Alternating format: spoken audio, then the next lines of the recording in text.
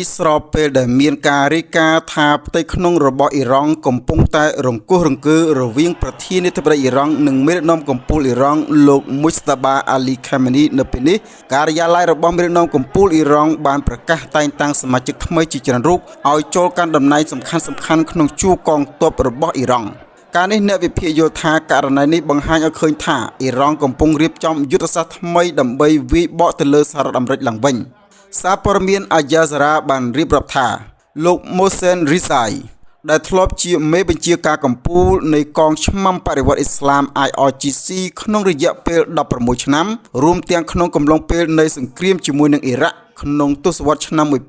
1980ត្រូវបានតែងតាំងជាលេខាធិការនៃក្រុមប្រឹក្សាសន្តិសុខជាតិកំពូលរបស់អ៊ីរ៉ង់និងជាតំណាងឲ្យលោកអាលី ខាមេនីនៅក្នុងស្ថាប័នធ្វើសេចក្តីសម្រេចកំពូលនេះកាលពីថ្ងៃអាទិត្យទី10ខែសីហា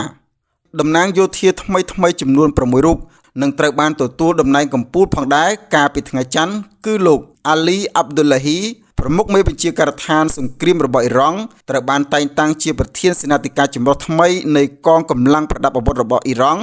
ហើយលោកអាលី អូស្ម៉ាអ៊ីត្រូវបានតែងតាំងជាប្រមុខកងទ័ពជើងទឹកនៃកងឆ្មាំបដិវត្តអ៊ីស្លាមអ៊ីរ៉ង់ IRGC ផងដែររីឯឧត្តមសេនីយ៍ត្រីអាល់ម៉ាប់វ៉ាហ៊ីឌីក៏ត្រូវបានអនុម័តឲ្យធ្វើជាមេបញ្ជាការកំពូលនៃកងឆ្មាំបដិវត្តអ៊ីស្លាម IRGC ជាមួយនឹងឋានន្តរស័ក្តិជាឧត្តមសេនីយ៍ឯកដោយស្នងតំណែងជាផ្លូវការពីលោកមហាម៉ាត់ផាក់ភួរដែលត្រូវបានស្លាប់ក្នុងកំឡុងពេលនៃការវាយប្រហារបើកឆាកសង្គ្រាមរវាងសហរដ្ឋអាមេរិកអ៊ីស្រាអែលវាយប្រហារមកលើអ៊ីរ៉ង់កាលពីចុងខែកុម្ភៈកន្លងទៅសាស្ត្រាចារ្យរងផ្នែកនយោបាយមជ្ឈិមបូព៌ានៅសាកលវិទ្យាល័យ George Washingtonលោកស៊ីណាអាសូឌីបានថ្លែងថាការតែងតាំងអិសរាជជនជាន់ខ្ពស់ទាំងនេះបានបង្ហាញពីសញ្ញាថាអ៊ីរ៉ង់គ្មានការបន្ទន់អិរិយាបថណាមួយនៅក្នុងការចរចាជាមួយនឹងសហរដ្ឋអាមេរិកនោះទេលោកអាសូឌីបានប្រាប់សារព័ត៌មានអាយ៉ាសារ៉ាថា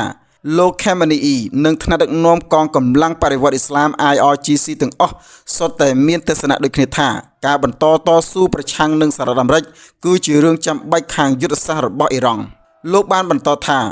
លោករីសាយអាចនាំមកនៅបទពិសោធន៍ដល់ស្ថាប័នដ៏ជ្រាលជ្រៅនិងអំណាចដែលគួរឲ្យកត់សម្គាល់ក្នុងចំណោមមេបញ្ជាការជាន់ខ្ពស់របស់អ៊ីរ៉ង់ IRGC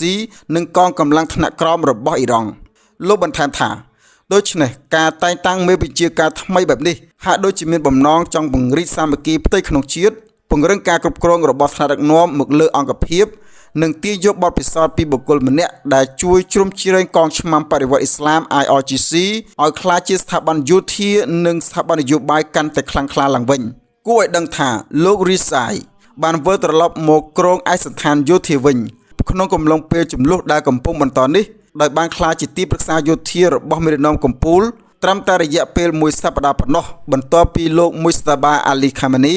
បានឡើងកាន់តំណែងជំនួសឪពុករបស់លោកគឺលោកអាយ៉ាតុលឡោះ អាលី ខាមេនីដែលត្រូវបានអ៊ីស្រាអែលសហការជាមួយនឹងសហរដ្ឋអាមេរិកធ្វើឃាតនៅថ្ងៃដំបូងនៃការបើកឆាកសង្គ្រាមកាលពីថ្ងៃទី28ខែកុម្ភៈកន្លងទៅចាប់តាំងពីពេលនោះមកលោកបានផ្ញើសារបង្ហាញពីឆន្ទៈមិនចុះញ៉មនឹងការក្រោកឈរតស៊ូប្រឆាំងនឹងសហរដ្ឋអាមេរិកនិងអ៊ីស្រាអែលនិងប្រទេសសម្ព័ន្ធមិត្តនៅក្នុងតំបន់មជ្ឈិមបូព៌ាក្នុងកំឡុងពេលផ្ដល់បទសម្ភាសន៍ជាមួយនឹងប្រព័ន្ធផ្សព្វផ្សាយនិងការបង្ហោះសារនានាលើប្រព័ន្ធអ៊ីនធឺណិតរបស់អ៊ីរ៉ង់ផងដែរ